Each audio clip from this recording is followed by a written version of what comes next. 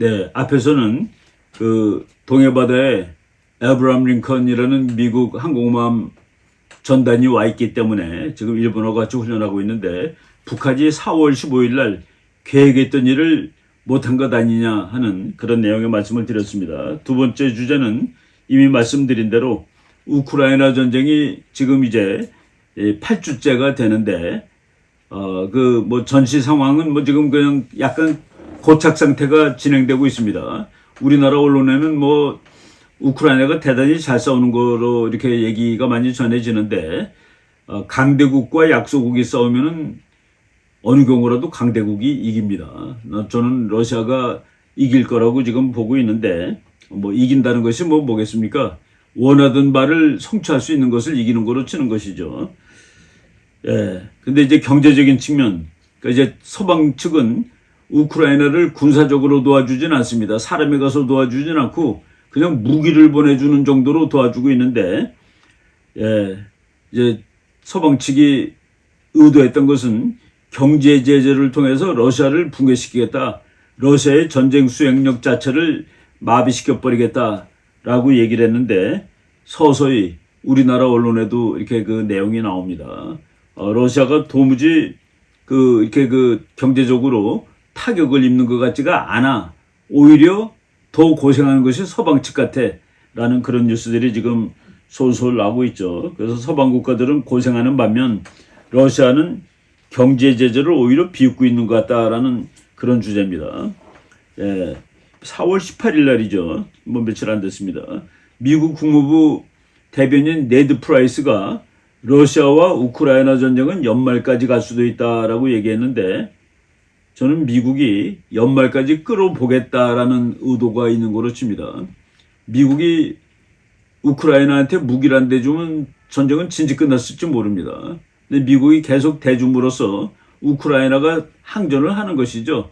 그래서 이제 전쟁 지속 기간을 미국이 좀 뭐 늘릴 수 있는 그런 그 능력이 있습니다. 왜 미국은 금년 연말까지 전쟁을 늘리려고 할까? 여기는 그 정치적인 이유가 있다고 보는데 중국한테 경고하는 겁니다. 중국, 지금 러시아가 우크라이나를 공격해서 이렇게 고생하는 거를 봤지. 그러니까 대만 공격할 생각을 접어라는 그런 의미를 지금 미국이 가지고 있다라는 그런 생각을 합니다. 그래갖고 지금 미국이 꽤 열심히 무기를 도와줘요. 그러니까 우크라이나가 전쟁하는 시간을 미국이 이제 연장시켜주고 있습니다. 예. 지금 그러면서 이제 미국이 중국에 대해서는 상당히 좀 적극적으로 대하는 것 같아요. 중국이 레드라인을 거놓고 뭐 미국의 높은 사람들 가면 안 된다 그랬는데 이번에 미국 상원의원 5명, 하원의원 1명이 대만을 방문해가지고 중국을 한껏 분노하게 만들었습니다. 거기에 대해서 그리고 또 이번에 중국의 국방장관하고 미국 국방장관이 서로 전화 통화를 했는데 중국 국방장관이 대만은 중국의 일부다. 그러니까 미국이 아무리 뭐 무슨 꼼수를 쓰더라도 중국이 대만의 일부라는 사실은 변하지 않는다라고 이렇게 겁을 줬다고 그럽니다. 지금 그 서방 측이 오히려 골고 있다고 그랬죠. 지금 보니까 미국에서는 지금 석유값 때문에 국민들이 난리가 났습니다. 미국 사람들의 기름값은 정말 미국 사람들은 뭐 다 차 타고 다니니까 그리고 미국은 우리보다 이제 나라 땅덩어리가 넓어가지고 이동거리가 깁니다. 그러니까 기름을 자주 넣는데 그동안 미국 기름값은 뭐 우리랑 상대가 되지 않도록 쌌는데 값싼 기름을 넣고 살았는데 여기 지금 50주 이렇게 그림이 나왔더라고요. 석유값 기준으로. 파란색이 석유가 제일 싼 겁니다. 싼 주입니다. 그리고 빨간색, 진한 빨간색일수록 그 기름값이 비싼 주인데 캘리포니아의 경우는 1갤론이 5달러 71센트, 텍사스는 3달러 71센트 평균 내면 그렇다는 얘기죠. 그걸 우리나라식으로 리터로 바꿔놓으면은 캘리포니아는 1리터당 1,800원 정도 되는 겁니다. 텍사스는 1리터당 1,170원 정도. 그러니까 텍사스도 엄청나게 오른 겁니다. 그리고 캘리포니아는 뭐 거의 한국 석유랑 값이 비슷하죠. 그래서 뭐 바이든 대통령이 우크라이나 때문에 이렇게 됐다, 푸틴 때문에 이렇게 됐다라고 얘기를 하는 모양인데, 아무튼 뭐 우크라이나 전쟁 때문에 미국도 이렇게 그 힘들다라는 것을 얘기합니다. 석유값만이 아니라 soaring steel prices라고 그래가지고 그 철강 값도 오른대요. 철강 값도 오르는데 석유와 철강이 뭡니까? 현대 그 공업의 그 거의 핵심적인 그런 요소인데, 미국이 그 뭐 철강 값 때문에 그리고 석유 값 때문에 골탕을 먹고 있다라고 말씀을 드릴 수 있습니다. 그래서 미국 공화당주들은, 미국의 공화당주가 거의 절반이고 민주당주가 절반인데, 공화당주가 바이든 대통령한테 그 캐나다서부터 오는 파이프라인, 키스톤 엑셀 파이프라인이라는 거가 있었죠. 그거를 바이든이 대통령 취임하는 날 중지시켰습니다. 사인해가지고 행정명령으로. 그거 다시 풀어달라.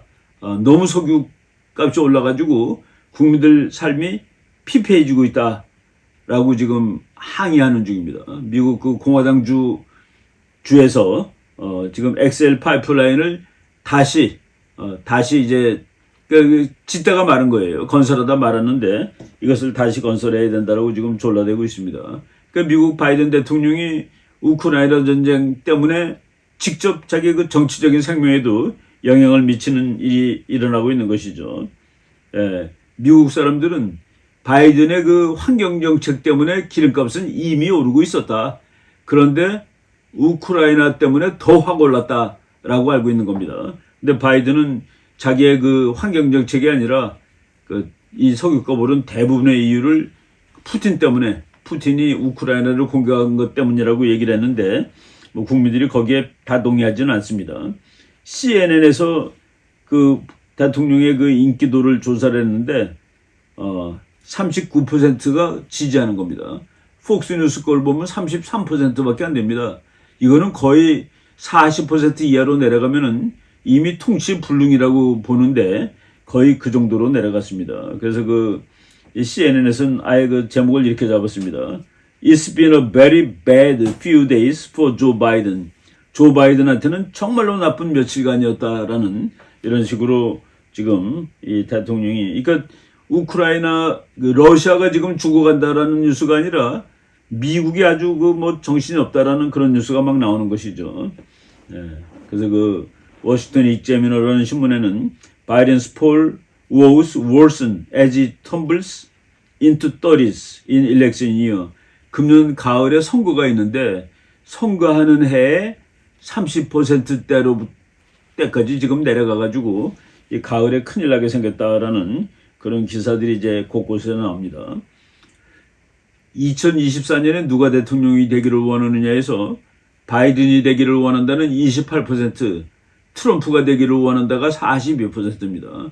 그러니까 트럼프가 훨씬 지금 바이든보다, 미국 국민들이 차라리 지금 바이든보다는 트럼프가 있으면 더 좋을 거라고 오히려 후회하는 이런 상황까지 갔습니다. 그러니까 러시아를 골탕 먹일 것이다 라고 생각하고 러시아에 대한 제재를 지금 시도를 했는데 골탕을 먹는 것은 오히려 미국이다라는 그런 이 느낌이 드는 것이죠.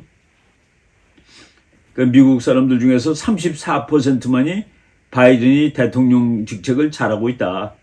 그리고 52%가 지금 형편없이 못하고 있다. 11%는 뭐 잘 모르겠다라고 이제 대답을 했습니다. 그리고 이제 지금 한 번씩 트럼프도 한 번 했고 바이든도 지금 한 번 하는 것이죠. 누가 두 번째 대통령을 세컨드 텀을 했으면 좋겠느냐 그랬더니 28%는 바이든이 하는 게 미국한테 더 낫겠다라고 대답했고 42%는 트럼프가 하는 게 더 낫겠다라고 대답했다라는 얘기입니다. 그래서 오늘 그 대통령 선거를 만약 한다 그러면은 트럼프가 이길 확률이 뭐 거의 대부분이죠. 이거는 뭐 상당히 권위를 자랑하는 라스무센 리포트에서 그 조사한 자료입니다. 예, 북한도 뭐 바이든에 대해서 한마디 했죠. 한심한 늙은이라고 얘기했습니다. 한심한 늙은이, 노망난 늙은이 이런 얘기하면서 우크라이나 사태가 미국 때문에 나오는 싸움이다라고 오히려 얘기를 하고, 그리고 미국은 지금 지고 있다라는 식으로 북한이 비난을 했더라고요. 하여간 뭐 미국이 지금 우크라이나 전쟁에서 러시아가 헤매는 게 아니라 오히려 미국이 헤매고 있다라는 그런 느낌이 들 정도입니다. 놀라운 것은 푸틴의 지지율이 4월 12일 날 러시아가 우리가 생각하는 것처럼 그 꼴통 독재 국가는 아닙니다. 물론 그 푸틴이 독재자는 사실이지만은 옛날에 스탈린이라든가 후르시초프라든가 이런 시대는 다릅니다. 그리고 소련은 지금 현재는 공산주의가 아니에요. 그리고 이제 기독교도 지금 믿고 있는 그런 나라인데, 그래서 그 여론조사도 하죠. 그래도 어느 정도 의미가 있습니다. 푸틴의 지지율이 4월 12일 날 조사 결과 83%로 나왔다. 뭡니까? 이건 압도적인 지지를 받고 있는 것이죠. 근데 압도적인 지지를 받으려면 어느 나라든지 국민이 먹고 사는 문제가 해결돼야 됩니다. 그러니까 서방 측이 우크라이나 전쟁이 시작되자마자 러시아를 아주 본격적으로 경제 제재를 가했는데, 지금 4월 12일 날까지 그 전쟁이 시작한 지 벌써 이거는 한 6주 좀 지난 후죠. 그때까지 러시아 사람들이 그렇게 먹고 사는데 고통스럽지 않다라는 그런 사실을 반영하는 겁니다. 푸틴 지지율이 83%나 된다. 그래서 지금 우리나라 KBS 뉴스에 나온 거예요.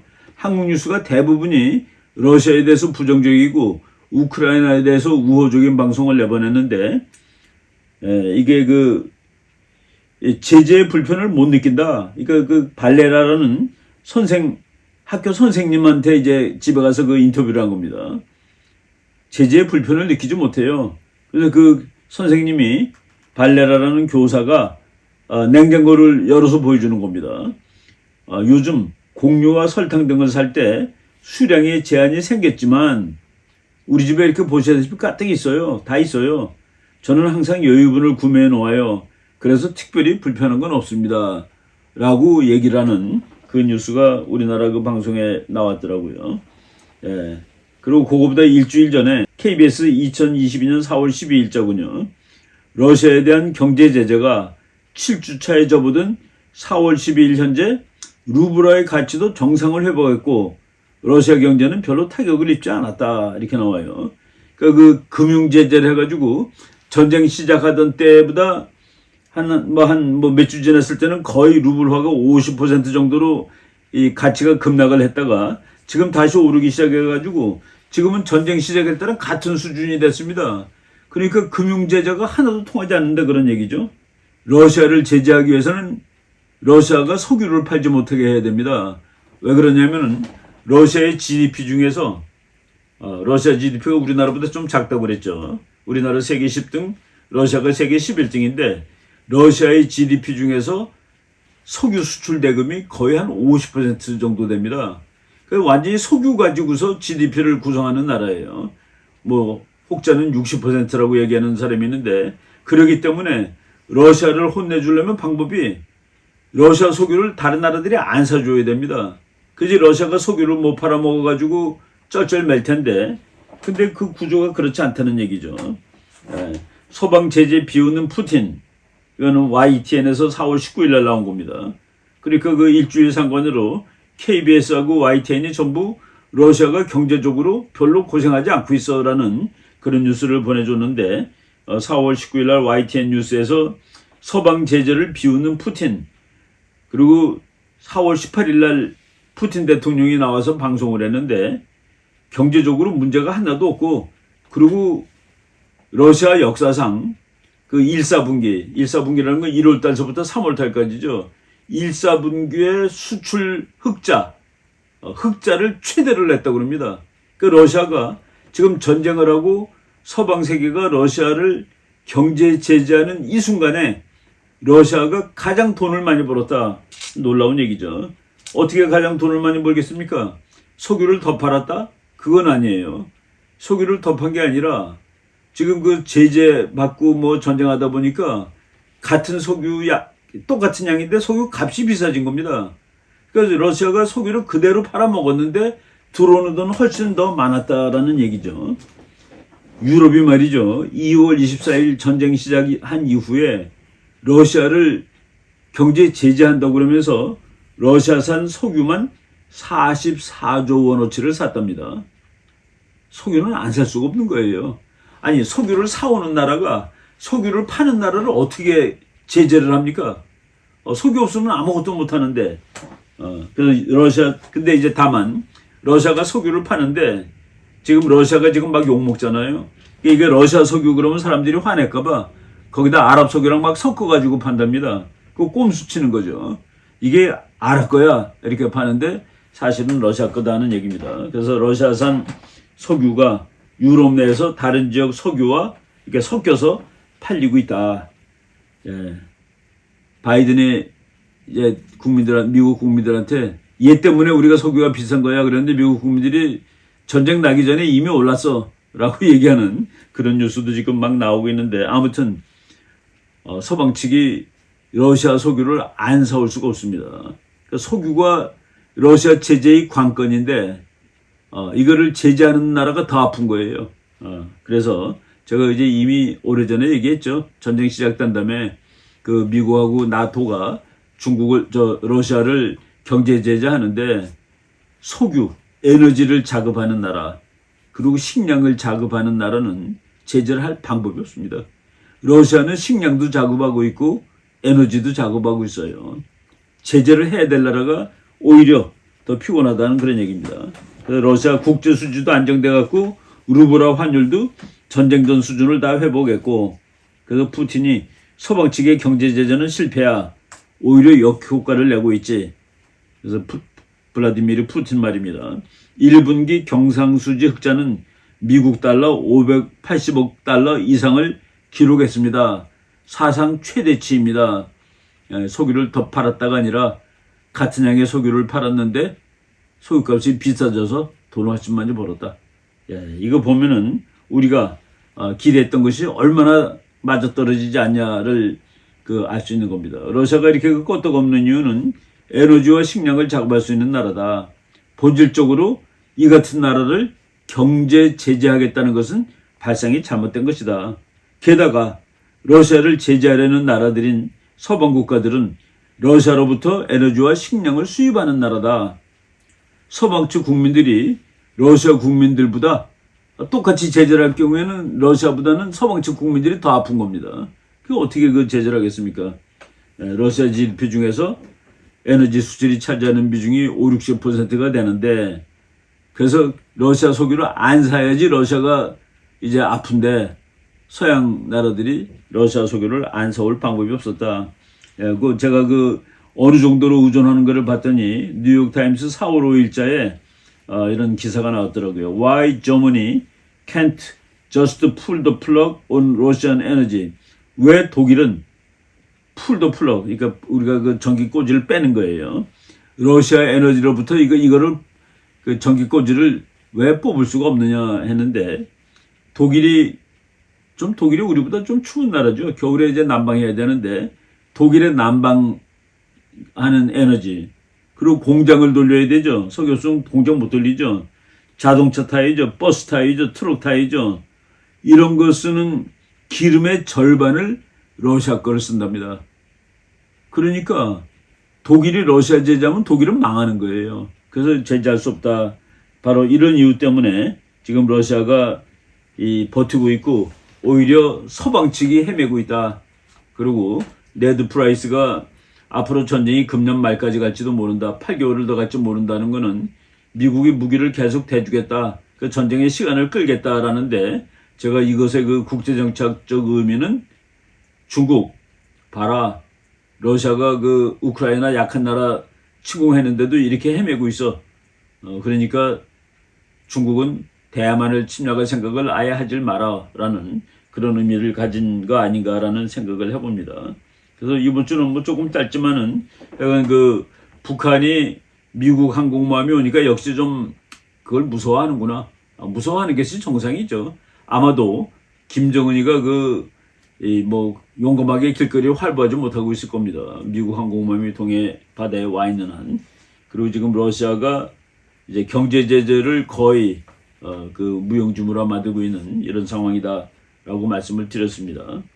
네. 제가 또 매주 토요일마다 대학생들 또 일반 시민들 놓고 강의하는 거를 그냥 이건 좀 내용이 길지만은 그것도 이제 계속 올릴 테니까 관심 있는 여러분들은 시청을 해주시면 좋겠습니다. 네, 이번 주 거 여기까지 하겠습니다. 네, 감사합니다.